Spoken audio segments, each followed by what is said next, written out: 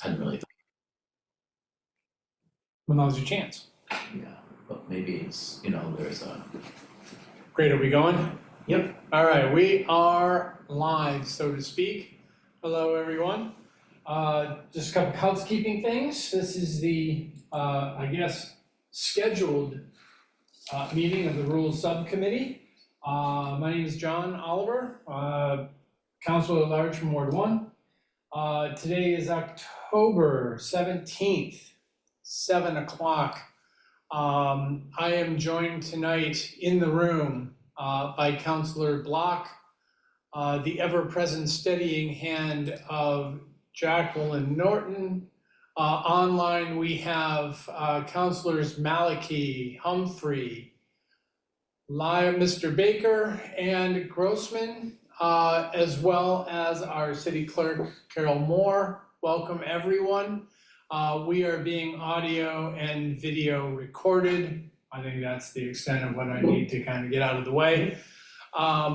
Welcome, everyone. I'm hoping that tonight, you know, I think in terms of the agenda itself, I'm kind of hoping to tackle these 5 items. May as well take them in the order that they were published. I see no reason really not to.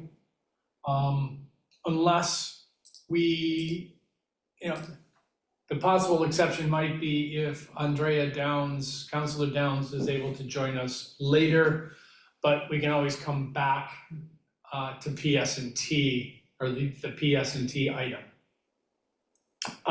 With that said, I do kind of want to jump right into this. I didn't know if there are any questions before we get rolling. Anyone? Nope, looks good up there on the board. Oh, Councilor Farrell, how are you, sir?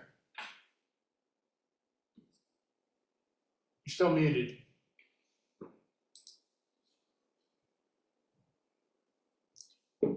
Councilor Farrell, you have your hand up and you're muted. Do you want to say something? Can you hear me now? We got you. Thank you.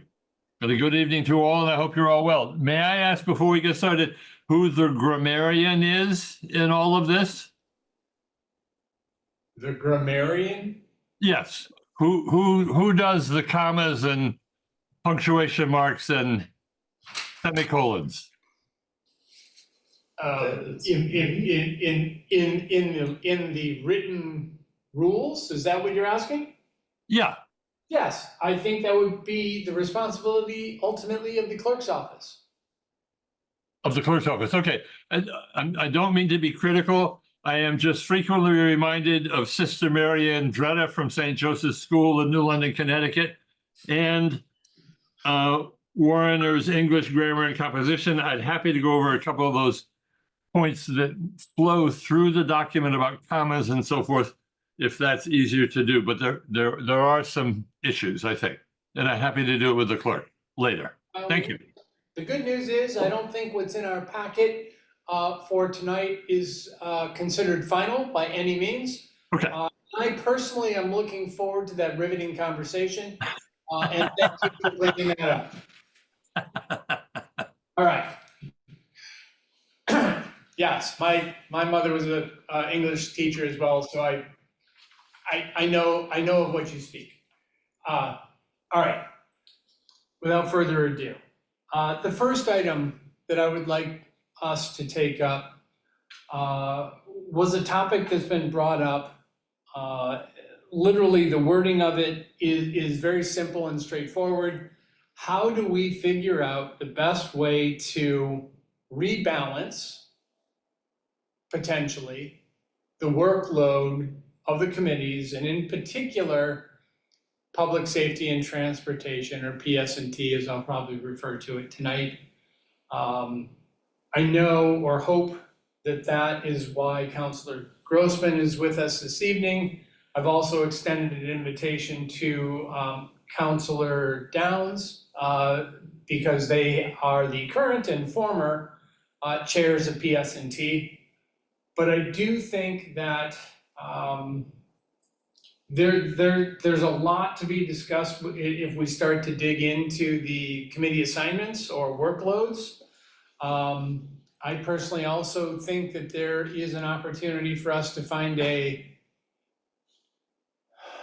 more appropriate, perhaps is the right way to put it, but another committee to handle all climate resilience and sustainability topics, perhaps as its own committee, perhaps as a subcommittee. I don't know, but I would like to, also kind of tackle that this term, or at least start to. But anyway, Councilor Grossman, are you, not that I want to put you on the spot, but are you with us to talk to this item for a few minutes? Or share your thoughts? I am. Yep, I am. Hold on. As you can hear, we're having an eventful night in the background in my house. So just give me 1 second to get to quieter locale. I am both cooking and serving dinner and participating, and such as family life. Just give me 1 sec here. Multitasking at its best, right? That's the motto. All right. Hence the big curly hair you're about to see. Okay, hello. Yes, so it's interesting. This is my first term chairing PS&T, but I've been on the committee for the entirety of my tenure as a counselor. And I guess that's been 3 different chairs. First Jay Ciccone, and then Andrea and myself. And I've seen the workload ebb and flow a lot over that time. I remember in my first term, we spent a lot of time on traffic council appeals, lots and lots and lots of hours of that. And those can be really time consuming discussions. We have had, I don't know if we've had any this term, maybe one. The clerk can, one. 1 or 2, yeah.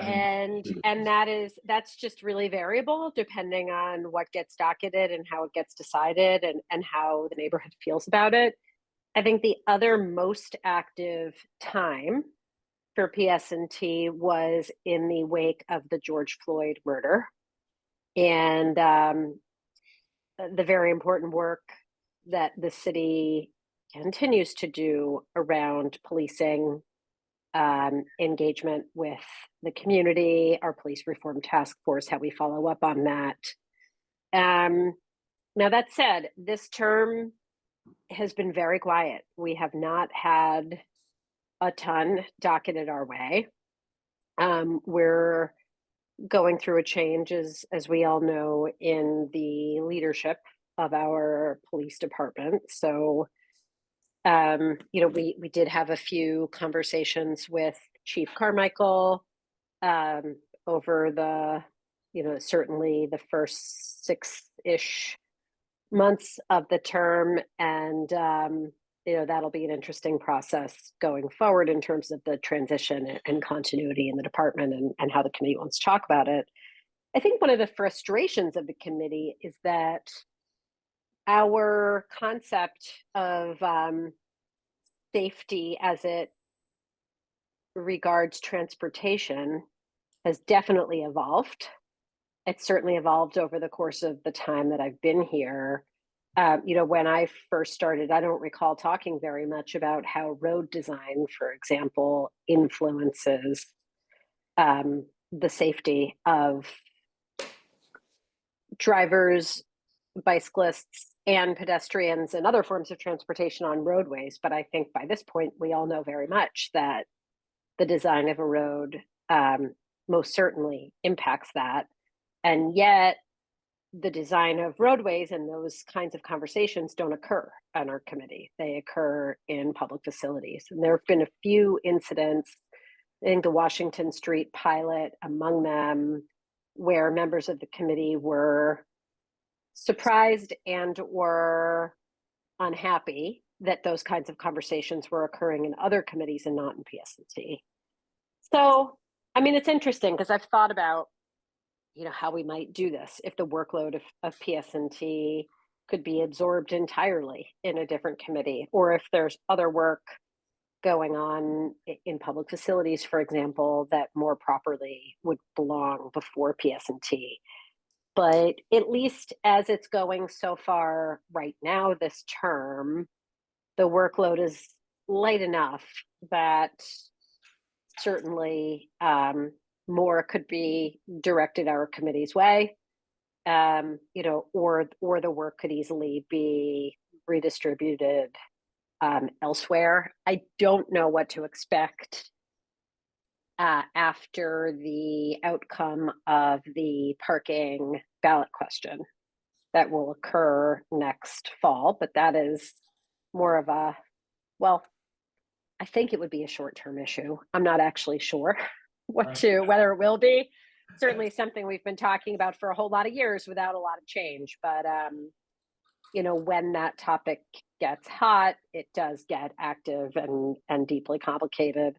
We've been trying to tackle it in some way this term by looking at different possibilities of where ideally our parking policy would go. And there are a few others on here who have participated in these conversations. I see Councillor Block in the room, I think, so he certainly has. I would say so far it has not been a terribly productive undertaking. Perhaps in the wake of a clear outcome of the ballot question, things would be crystallized more quickly, and the enthusiasm around it would pick up. Is that a helpful laying of the It is to laying me, out on the table? Okay. I think so. I think there's a few other members, current and former perhaps, from PS&T on this call.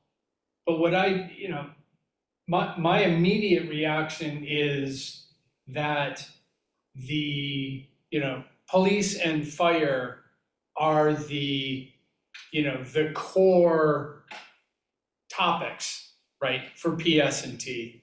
They are incredibly worthy, right, departments, if you will, or topics that are very impactful, are very important, very essential in the city.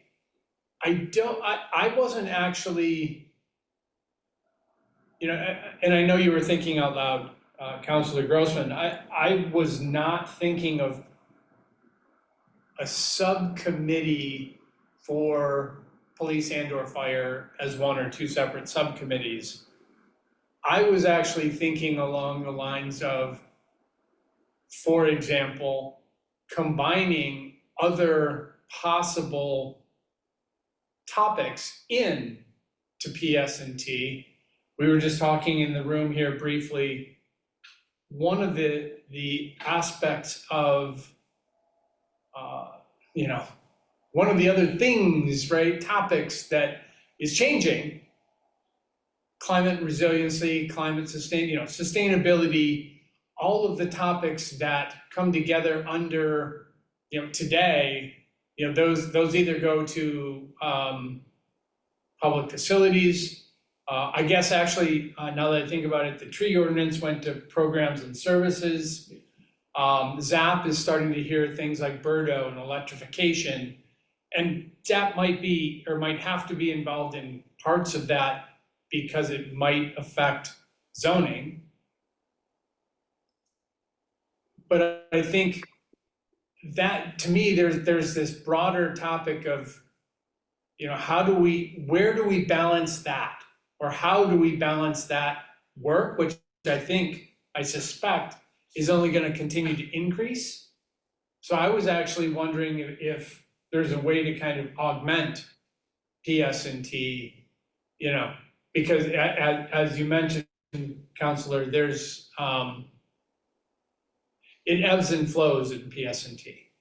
Yeah, call it PST&C, Public Safety, Transportation, and Climate Resiliency. Sure. Right. I guess the question about transportation to me, though, well, I one of the main points that I think I'd like to leave under your consideration as you move forward is I think the transportation part of the PS&T title has a lot more potential to be meaningful and useful. and we don't get a lot of items that come our way. I mean, I think a major reason for that is that there's no funding for it. And I think one of the great frustrations serving on PS&T is that when we get these traffic council appeals, the obvious answer in all cases is that investment of resources, whatever it is, in road design or in signals, the vast majority of the time, money could address the problem, but we don't have any to do it. So, at the same time, it is this really big, important topic about how people are getting from point A to point B, and it does dovetail quite a bit with the climate resiliency piece. So that makes some sense to me. Yeah, but and I do, because a few minutes ago you mentioned, you didn't mention it, but I was tracking with your comment. When the city council was discussing the Washington Street pilot, Mm-hmm. it struck a lot of people a little sideways that, well, this is about public transportation, this is public safety, and it's about transportation, yet it went to PF. Mm-hmm. Scratcher moment. And I seem to recall a couple of years ago, the Com Ave work that's going on in Ward 4, Auburndale, that went to programs and services, if I recall. I don't think that was a PS&T item. It was joint. I believe it was jointly referred, because I Okay. sat in a lot of very lengthy meetings about that topic, but it really was guided more by the other committee. I don't know. I mean, I am not a big fan of joint referrals in general. To me, it defeats the purpose of having subcommittees to dig into the work and then report back to the bigger body. To have 16 people, I mean, that particular example that you just pointed to was perfect, because I remember sitting there thinking, like, there's just way too many people on this screen trying to parse this topic. It wasn't effective. I don't think it was very effective for the community, and I don't think it was a terribly good use of a lot of folks' time on the screen to have that many people looking at that one thing. So I guess that's another piece of feedback in general I'd give you. I just think 16 people in general trying to have a meaningful discussion about almost any topic is, it just should be used sparingly. And I've done it. I mean, when I was finance chair, there were certain topics that I felt strongly about having a committee of the whole. The pension topic was one of them, because I thought it was so fundamental to the financial picture of the city that everybody really needed to understand it and be bought in if we were going to advocate for something. But I do think that should be a unique case, and the clearer we can be about what committee gets what, particularly when it comes to these road design issues, the better. I'm not convinced they should all be in public facilities. I mean, I've never been on that committee, so I've only really watched it as an observer, but just something to think about. Great, I appreciate that. Councilor Humphrey, you got your hand up? Thank you. My inclination, based on, plenty of conversations with other counselors over the years, is that, yeah, a lot of the transportation related functions should be moved from public facilities into PS&T. Maybe not all of them, but some of them. I think Councilor Bowman had talked about that at quite some length a while back, but obviously I'd have to ask her again. There's probably certain roadway related things that belong in public facilities, and that makes sense. But, I also haven't served on either of those two committees, but as a ward counselor, I also think about what is the public's angle on this. It's confusing, I think, if you have a committee that's public safety and transportation, and then you try to refer them to deal with, and they say, oh, no, actually, it's not that committee you want to talk to. You got to go talk to the person on public facilities. And then also a lot of times, as Councilor Grossman alluded to, because we know that the safety and the design components are kind of one and the same, you get a lot of people, emailing in saying, can we get a directed patrol or a speed trap or something, whatever you want to call it, with the police. And the actual answer there, especially if we did have funding, would be more traffic calming projects, street design projects. And so, from my perspective, public safety would be served in the transportation realm by, working on some of this design stuff, because I don't think that speed traps and things like that actually promote safety or achieve results. I think statistically speaking, even people who get ticketed by the next week are back to speeding in the same spot. And as Councillor Grossman said, obviously a huge piece of this is that we just have an insufficient traffic calming budget every year. That's no secret, but we're starting to move in a better direction on that on the whole, but it does seem odd to have a lot of it in public facilities.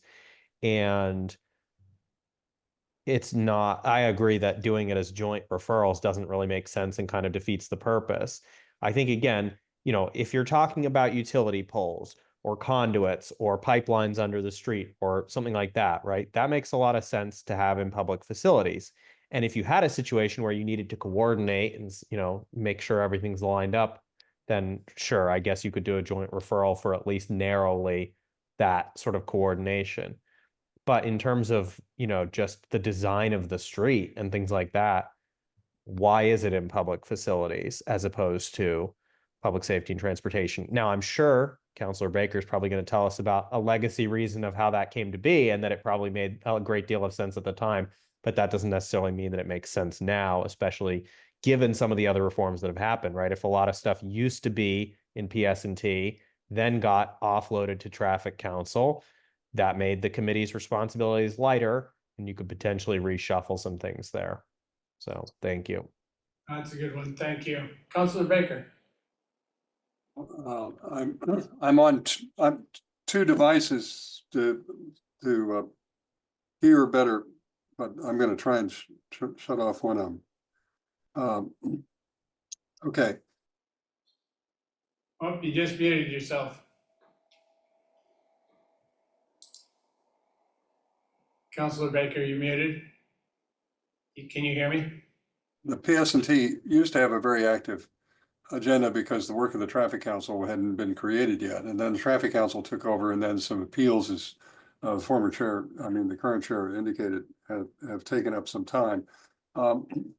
I guess the kind of larger perspective that I want to try and keep before the council is that we've worked pretty hard to have a limited number of committees. And the reason that I'm mentioning this is that if we were to think about a climate committee, I would be cautious about adding it without sort of subtracting one. Real property reuse is a special case because it really meets only when the city has an asset to dispose of. It doesn't really take up much time. So we've had a basic model of everybody serve on two committees, and then just a few people serve on the other. So if there was a move to move some of the jurisdiction from public facilities to the PS&T, I would be less inclined to go with a climate committee. If there was some way of consolidating PS&T and public facilities, so you created a climate committee that would really be busy with activity, then I might be more receptive to it. But I just want to indicate my own caution about creating what amounts to a 7-committee roster for the council, where all 7 committees are active at the same time, because that makes scheduling difficult, and also just, I think, doesn't work well in terms of division of labor. So that's sort of not really responsive to the question of what to do with PS&T, except to say I want to be cautious about creating another committee on top of it. Appreciate that. Yeah, I'm very sensitive to the implications of adding a committee. Couldn't agree more with that. Councillor Block. As I sit here listening to this conversation, I start to wonder whether it isn't the transportation part of PS&T that is sort of in the wrong place. If we called public facilities, public transportation and facilities, or something like that, it could subsume all of this road design, safety issues related to pedestrians, traffic, et cetera. And maybe leave room for, I don't think we were recorded yet when you said public health and safety. And if public health was viewed broadly to include all the sustainability issues, then that Sure. you'd sort of leave the fire polices still as sort of the stepchild or stepchildren of this committee, maybe sometimes getting attention, such as after George Floyd protests, but then that's sort of receded, even though the issues are probably still there. But they're not pressing on us, so there are no docketed items as Councilor Grossman said. So it really is a matter of how we try and allocate the work so that everybody's balanced, but also so that in committee we're creating the information and the skill sets that we want to rely on. We want people, you know, who are dealing with, say, road design, Mhm. to also be thinking about these other things, whatever they are. Sure. And the police and fire and the, say, road safety, there's no logic to me about that, other than the word safety. So Fair where do we wanna put those things? No, that's a good point. Councilor Grossman, back to you. Thank you. I actually initially raised my hand to posit out loud the exact same thing that Councilor Block just said. Perhaps we should be considering public facilities and transportation and public safety and climate resiliency. And then I was sort of, thinking about the pros and cons of doing that. Couple points that I think are worth considering. One is being mindful about at budget time, who's reporting to whom.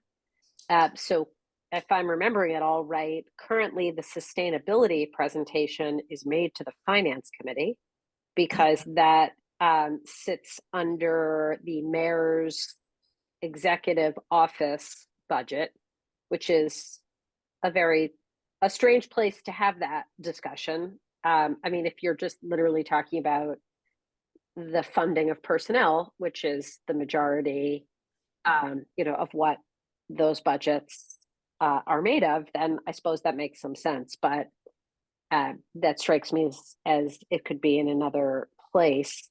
I guess the point about the safety, public safety, and where it dovetails with transportation comes back to Councillor Humphrey's point, which is that in theory, enforcement of our traffic laws by the police and where that interaction happens is something that we do talk about. That said, where I made the point earlier that we don't fund our traffic calming very well, we also don't enforce our traffic and parking laws very consistently or thoroughly either. I mean, it's why the road design piece is so important, because that impacts the actual experience of safety in a much more straightforward way on a day-to-day basis than enforcement does.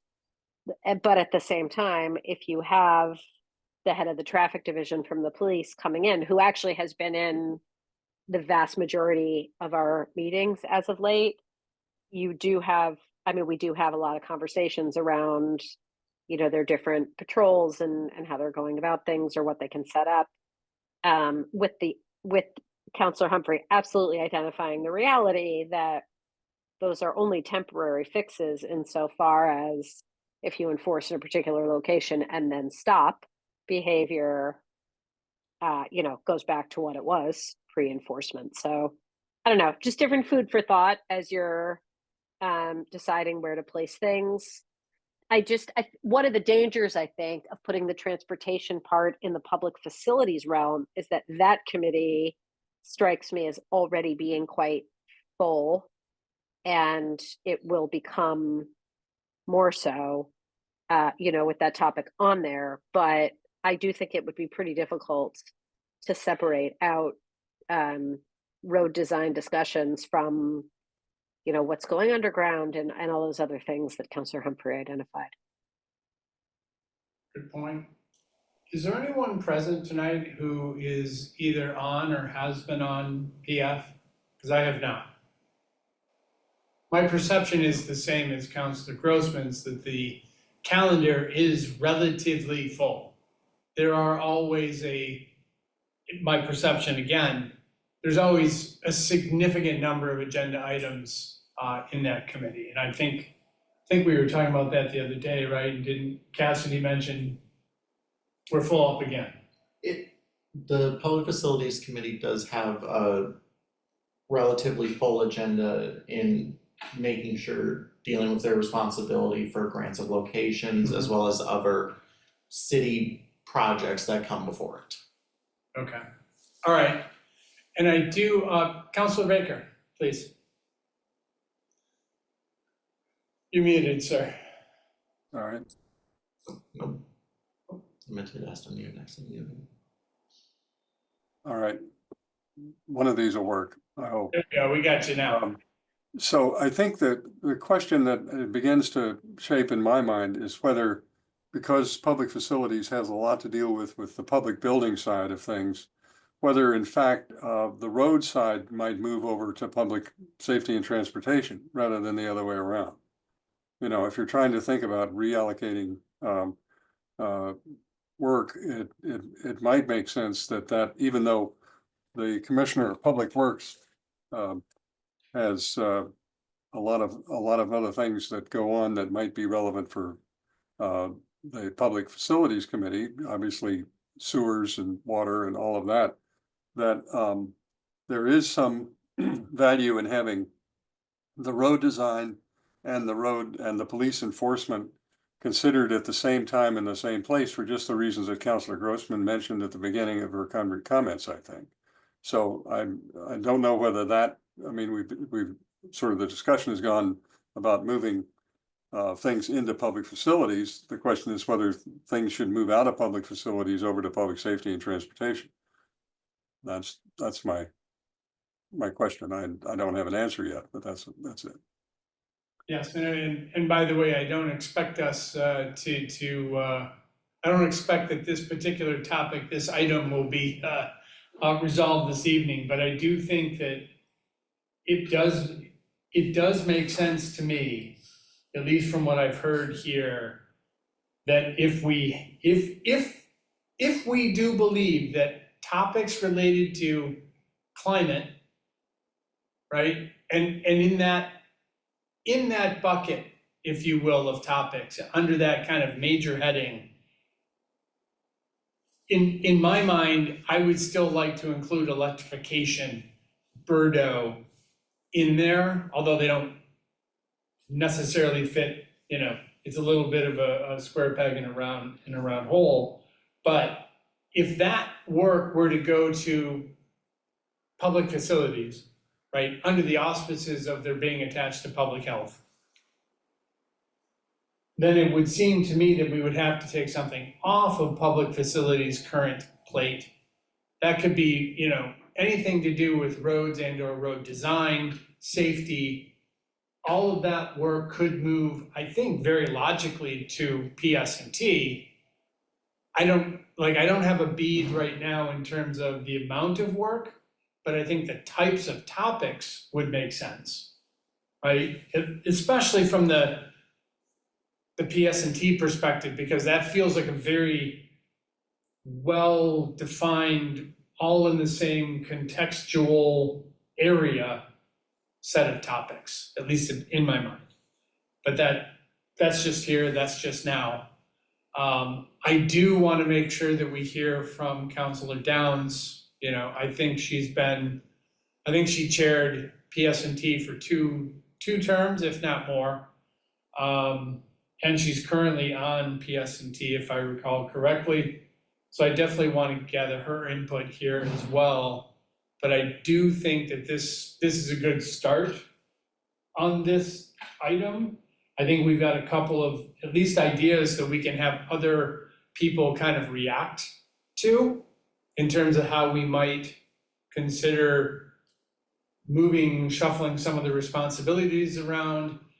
You know, I'm selfishly kind of bringing in, from the ZAP agenda perspective, boy, there might be a better place for things like Birdo electrification. I don't know, but I'm not sure they belong necessarily with ZAP. I'm not saying that they don't, but I'm not sure that that's the right committee. So I kind of want to have those things considered together. Councilor Baker, go ahead. Well, let me just say on the question about climate and sustainability, it does seem to me that to the extent that there are regulatory decisions, that they're best made, I suspect, in a committee that's used to dealing with regulations like ZAP. I mean, we've got unless you want to give it to programs and services because they've dealt with things like trees, but and they're regulatory. But it seems to me that the question of not regulation but design is really a function that's different. And so the sustainability piece, if you really wanted to split them, and again, the point that the Councilor Grossman made about the anomaly of finance dealing with the sustainability issue because it somehow is in the mayor's office. It seems to me that that whole conversation could usefully go to public facilities. So I guess the question is, we got a bat in the room. We had one in. The lights, some of the lights go off if nobody moves around, so. I see. You might see it pop up every now and again. No, some of us may remember the time the bat got into the chamber, and that was a great opportunity for both exits and mirth. But the question I'm just raising is whether, in fact, the distinction between regulation and investment is a bright line, not a very bright line, but at least a line that would enable you to sort of divide the problem a bit. Yep, fair point. I also think that some of the, my understanding, this might be a telling statement, so forgive me if I get this very, very wrong. But it does seem to me that the stormwater ordinance that went through, I believe, PF and programs and services, I believe, it was fairly regulatory in its substance as well. So to me, I appreciate the importance of the regulatory kind of thought and mindset that ZAP goes through regularly. I'm just wondering if it's exclusive to ZAP. I'm not sure. Councilor Maliki, haven't seen your hand yet. Go right ahead. I don't think the stormwater ordinance went through programs and services at all. Pretty sure that was public facilities because it involved water and sewer. Okay. All right. Thank you. Happy to be corrected because I am wrong frequently. Just ask my better half. Okay. Councilor Grossman. Thank you. I was just going to say, I certainly don't think there are any wrong answers to any of the suggestions that have come out about rebalancing the workload. And the worst thing that happens is we discover that one committee was taxed too much and we shift back. I guess just by way of opinion, I don't personally feel very strongly about one committee having a skill set and therefore this other topic should stay with that committee. And I guess my reason for that is just based on the personal experience of serving. The folks who are on the council come from so many varied backgrounds, and I mean, plenty of people sit on the finance committee who've had no finance experience of any kind whatsoever, and we're citizen representatives, and it often where we learn as we go. I've never really felt terribly strongly that any one committee. I mean, sometimes we've had, actually, often we've had chairs that have a particular expertise in one area or another and are able to really lead the way on a topic. But a lot of the time, we're relying on becoming more deeply educated by the investment of time, energy, personal effort, and hopefully the partnership of the administration and sharing their expertise so that we can ultimately arrive at decisions where that's what we're called upon to do. So I don't know. I just wouldn't personally put that much weight on feeling like one committee has got some perfect expertise. And also, I mean, it's interesting. We've had periods of time with a lot of consistency in the council and periods of time with tremendous turnover.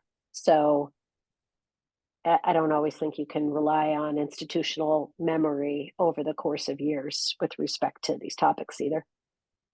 Great, thank you for that. If I may, just and Councillor Maliki, if I may, as long you're here this evening, so I am curious. In terms of your perspective on the tree ordinance that I know you did a lot of work on, would you see that as a reasonable fit, right? I mean, it certainly has implications for land use, for zoning, right? But it primarily, at least in my head, fits more under climate or public health. And I'm curious if you would agree with that or have a different opinion of that.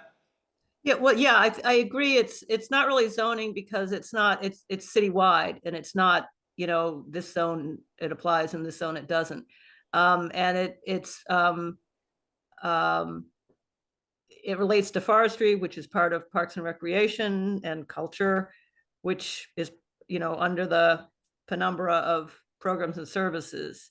And it seems like historically programs and services has been the place for sort of an eclectic mix sometimes, from leaf blowers to what did they do, light trespass long ago, or maybe that was ZAP, I don't know. No, it probably would have been programs and services, because light trespass is not particular to a zone.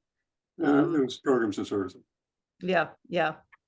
And yeah, I agree. It is if we had a sort of climate / environment committee, that would be a good place for tree ordinance items. All right, thank you for that. I appreciate it. Councilor Block. Just this question of skill sets, when I referred to skill sets in committees, it wasn't so much trying to match skill sets that the 24 of us have for which to committees that makes the most sense. It's that the work that a committee does should have some synergy, so that if you, to sort of borrow Councilor Baker's reference to a regulatory framework, if that's how those are the kinds of questions that you're grappling with, then you want to build on that. You want to say, okay, let's say this is a regulatory kind of problem. You're used to dealing with that. Don't attach it to a committee that doesn't deal with regulations. For example, land use. I sit on land use, and we are quasi-judicial. So it's not that we have that background, it's that we have to learn what that means. Right. So I know this is a topic for a future meeting, but asking a land use committee that's quasi-judicial to also deal with a zoning change, which it does from time to time under our current rules, to me, that's a clash. To me, that's sort of a culture clash that we're setting up. and maybe it even applies to some other committees where the combination of things draws on experiences and information that the committee is gathering. So let's just try and make a committee as effective as it can be by thinking about it that way. Okay, thank you. Councilor Humphrey. To pick up on where Councilor Maliki left off and also go back to something Councilor Grossman said, generally part of the way this has been done has been not based on the issue, it's based on departments, and matching to what the city departments are. So, trees was under programs and services because Parks, Recreation and Culture, which includes forestry, is assigned to programs and services. And it's not just at budget time, that's certainly important. And that's when things get kind of the most hectic. But, there is an element as well of trying to make sure that the staff from a particular department don't have to be in 3 meetings at once, right? If a particular department is split over 3 different committees of jurisdiction and they're all P committees on Wednesday, that can be very difficult. Which is not necessarily to say that it's impossible to work around this, because I understand there would be a lot of logic to doing it issue-based, and I certainly, if I had a magic wand, I'd probably do it that way. But just as a practical matter, a lot of times it is done that way to try to make it so that the staff know, okay, they're in this particular committee for all of the items that they need to come present on or talk about or whatever. And sometimes they also have to go, present at finance as well, but that's not on the same night as those committees. So I think that does have to, unfortunately, that does have to be kept in mind as well from a logistical standpoint. If you're going to reshuffle a whole bunch of stuff, you probably want to move an entire department to a different committee, not just part of a department or a particular issue that they happen to deal with. Agreed. Yes, I think, and I think we might have been talking about that a little bit before we actually turned down the recording and got rolling. But there are implications for any changes we might want to consider. Obviously, I believe that, Councilor Humphrey is 100% right. We have to make sure that we're not trampling on, 100 other methodologies and processes that are going on here at City Hall that, only some of which I'm sure we're aware of. And obviously the big one is who has to show up on a regular basis, right, from the city to continue to speak to these items and shepherd these items through our committees. Couldn't agree more. I think that a lot of these things are going to bump into finance as well, at least, the kind of the rhythm that they have here in City Hall in terms of how Maureen and her team go about their work, right? From the CFO's perspective, from, all of the work that has to go through finance, there's a certain rhythm there that we're going to have to be mindful of over time as we think about this work. But we've been on this topic for 45 minutes. I think we've got a good start on it. I think we've got, or at least in my head, I've got a little bit of a framework that I think we can put down on a piece of paper so that the next time we bring this up, we've got a starting point at least that we can kind of further the conversation from. So that's fantastic. Unless someone else has any other comments, maybe we should bounce to the other 4 items. I think they might move relatively quickly, but I'm not sure. So with that said, anybody else have anything they want to add to this particular thread tonight? All right, great. Thank you for that. That was very good start. The next topic, and we touched on this briefly in our first session, was this concept of adding a dress code into the rules of the committee or into the city council rules. Most of the folks that I have spoken to either about this specifically or comments that have just been made offhand lead me to believe that we do not need to address this at this level. Does anyone have any strong thoughts about that? I know, Councilor Humphrey and I have spoken about this briefly. Anyone have anything to add to that thought, to that comment, to that item? No? Okay, I don't want to belabor it. I'm inclined to remove that from the broader collection, which is, this code of conduct that is kind of I'm gonna call it a bit of a hairball that I'm trying to tease apart and kind of treat as individual items, because I don't want to treat them all as a code of conduct. I think some of them are a little bit meatier than others, but that's great. So that was an easy one. In our packet, and I'm gonna lean in a little bit here to the work that, has been done at the clerk's office. But the next 3 items, to my mind, are very much related to what was in our packet. There are a series of what I'm gonna call, and Councilor Farrell, this goes right into the grammarian category. There are some other, places where I think we changed, recreation to parks, recreation and culture, things of that nature.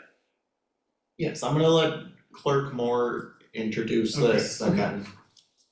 Thank you. If you wouldn't mind just touching on the work that you've done that's in the packet. Oh, well, I'm going to be very brief because I just want to say that Jacqueline, Ms. Norton has been doing so much of this work. It's been great. We've went over this. I'm looking forward to cleaning up the council rules. As you know, there's some missing parts that's been frustrating. And Councilor Farrell, I'll be happy afterwards to go through and check some of the grammar that's not there. But with elections and everything, I'm going to leave this to Jacqueline to go through kind of what we've noticed. And please, if anyone else notices other things that we need to change, that's not substantial, we'll be happy to do that. So as Councilor Oliver did note, one of the changes is to correct Recreation Department to Parks, Recreation and Culture Department.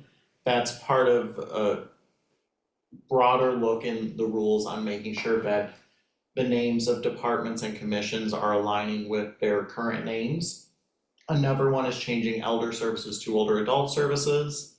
And then one not listed here that we took a look at was the Solid Waste Commission had changed its name in 2020 to the Sustainable Materials Management Commission. SMMC. Yes.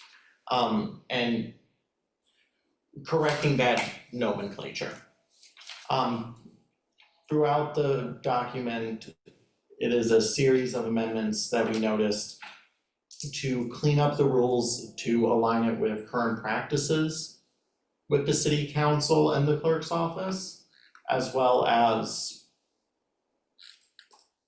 errors and ways to make it read a little bit better. One area where in Article 1 where we did do that cleanup to align with current practice is to the schedule of the land use committee and regarding when public hearings are open. This changes to align it with the current practice of public hearings being opened at all meetings of the land use committee. At this point, I want to turn it over to councilors if they have questions on any of the specific amendments proposed in the list.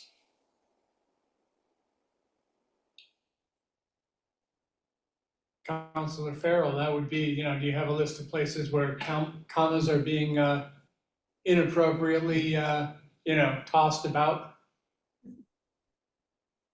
Sprinkled into sentences, so to speak, where they shouldn't be? Yeah, I would be more than happy to sit with Jacqueline and the clerk to talk about this. I don't think it's necessary to do that right now. Okay. It really Sure. is pretty straightforward stuff, just, hims and hers and commas and That can all be done really quickly. All right, fair enough. You bet. One question that I do have is regarding kind of the table of contents.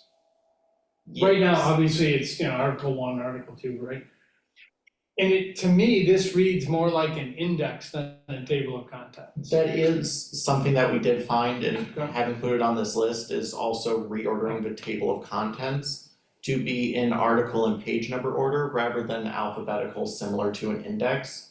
We did do some research outside of our council rules, and we could not find an example of a table of contents structured in a similar way, so this is to align with that. Okay, all right. So that's in front of us yet to make that modification then? Yes, it is, that'd just be the exact red line of it was not Okay. prepared in advance of the meeting. Great. I did have a couple of comments that I'll run through. I don't see any hands up from anybody else, so I'll just kind of look. Sorry, here we go. Section 4. What article is this? This is, well, it's page 12, section 4, motions. We had identified that there was no item A, but there was a B or C. And then you've got a comment in here like, hey, this is why there is no, why A is missing. My question is, should we have put a placeholder in there? So, A, intentional left blank or whatever the heck. Or do we reorder and move B to A, C to B, that sort of thing? So the initial proposal would be to renumber that list and continue the conversation from last rules subcommittee over the creation of the new section 5 specifically on council orders. Got it. So this is gonna end up, we're gonna have to tag, I thought I read in here that it had been, So it had it was previously. not included in the final version. Yes, it was not included in the final version. Continuing for further discussion. Councilor Humphrey, I believe, has hand raised and was on the subcommittee. Yep. Go ahead. Yeah, I think, so I don't know what the particular reason was why something was removed there. Were you able to find that out? I couldn't find the exact reason why it was removed, but My guess, this is just speculation, is that probably there was some rule item there that was subsequently removed. And my sense on these things, but again, we'd probably want to try to find out what happened there, is that it is better to leave something as a, A or whatever, but then put in brackets something like this line was removed in a previous revision of the rules, something like that. I believe that if you look at the Massachusetts Constitution, for example, on the state website, anytime there's been a lot of amendments to it over the centuries, and what they do is they will list out something, they put it in italics, what was originally there, so you can reference it, but then at the end they say this was repealed by such and such in such and such year, something like that. It doesn't need to be the full level of complexity there. But I think it's better to generally to leave the original numbering of things so that there isn't confusion later, because if you may have a document somewhere that turns up later when there's some other dispute that says, well, we did, the council in the year 1976 or whatever did such and such pursuant to the rules such and such point, whatever, and you're trying to figure out, well, was that the current numbering or the old numbering? Like, you never know when there's going to be something that's referring to the old numbering of the rules. And so it's probably better to leave things in place and just say, if you don't have the original text, fine, but you just say this was removed in a prior revision of the rules. And then if you're adding something new, you give it a new letter or number designation. That's my suggestion. And a good one, I believe. Thank you for that. I think also, like, the next thing that I noticed started on page 15, went on to page 16. There's a significant amount of text that we're removing. about the executive session. And I'm assuming that that's because we're simply referring to chapter 30A and state law, is that? Yes, that text being removed would be replaced by the reference to chapter 30A. This is due to there being reasons that have been added over time by the state and to ensure that our council rules are adapting with state law. That makes sense to me. All right, I didn't want to assume, let's see, there were maybe one or two others. Okay, sorry. Everything else makes it, sorry, there's, oh, here we go. On page 22, Article 7, looks like we're striking the entirety, which is, removing the fact that, there's no smoking in the chambers. I'm assuming that that's just now superfluous and or redundant. Yeah, so the removal of that article is due to smoking in a public building being prohibited under state law. Good, makes sense. Yeah, I just wanted to make sure that I was tracking as to the why behind some of these. And I think there was one other thing, nope, I'm lying. And then the only other thought that I had is, right, the way that we are incorporating or showing Article 12 for the Financial Audit Advisory Committee, that isn't showing the way, and then real property reuse, those are not, or sorry, that's different. I'm sorry, real property reuse is a different type of inclusion. But Article 12 for the Financial Audit Advisory Committee, that's yet to be folded in. Correct, at the conclusion of a discussion, if counselors would like to fold it in based on a draft, it would be included in the red line. Great, which makes sense to me. Counselor Maliki, I know you're involved with the audit committee.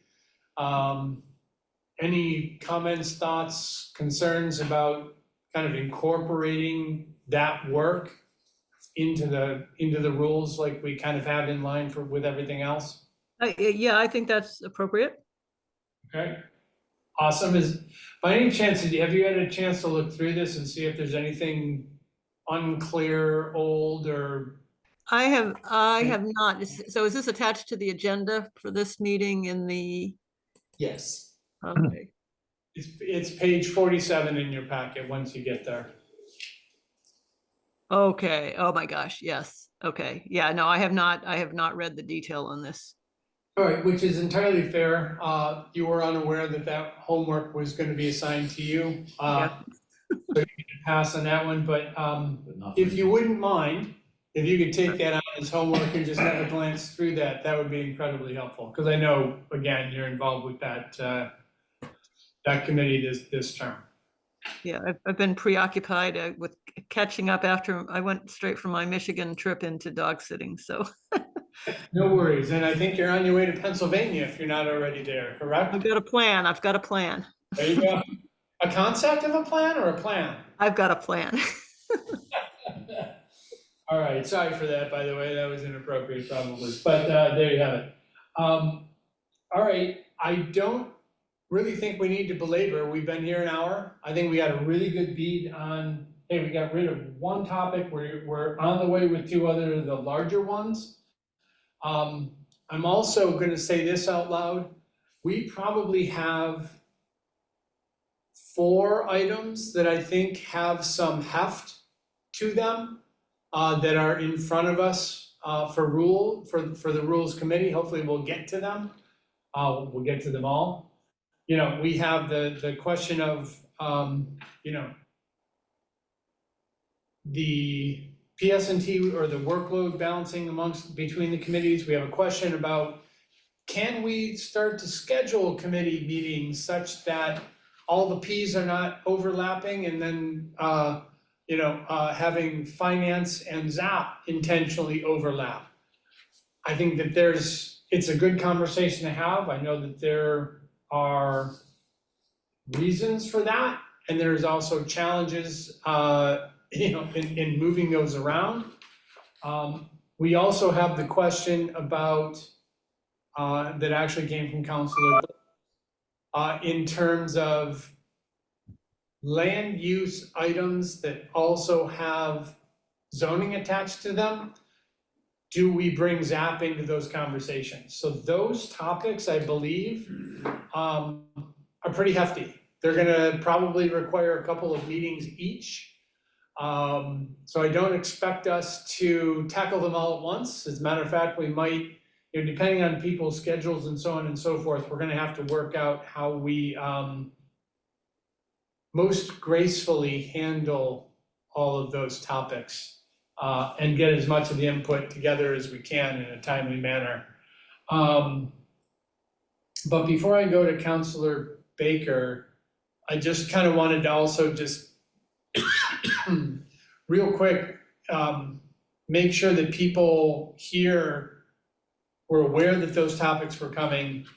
I know we're gonna talk, hopefully at least for a moment, with the subcommittee, the 3 or 4 of us that are here, and we'll catch up to Mr. Krinsman or Councilor Krinsman on this.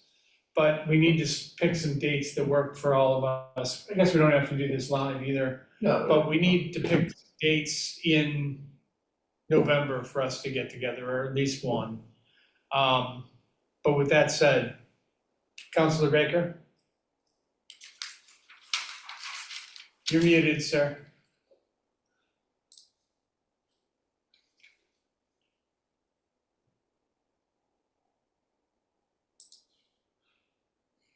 There we are. There, I think that. Yep. Okay.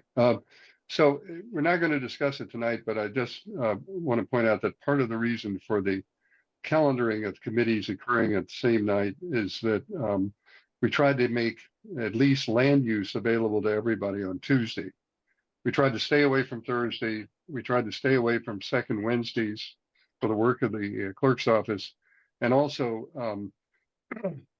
this way there is a sort of a fair allocation of opportunity around the council.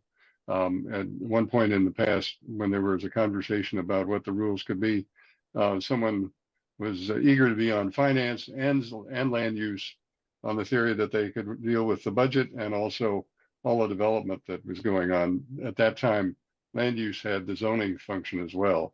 And that seemed a bit more than was fair to allocate to one individual. And so part of the rationale for the calendar is both efficiency, but fairness. And we can get back into that later if you'd like, but I just wanted to provide that historical perspective. I appreciate that, because, and like I said, I suspect that there are a significant number of sub-threads to each one of those, many of which I'm not going to be familiar with, but I'm looking forward to the conversation. And with that said, unless there's anything else anyone would like to add or questions that folks have, I think we're all set for tonight. I do appreciate it. Right, I'm just gonna kind of go to adjourn. Everybody have a lovely Thursday night. Enjoy your weekends, and we'll talk soon. Thank you all.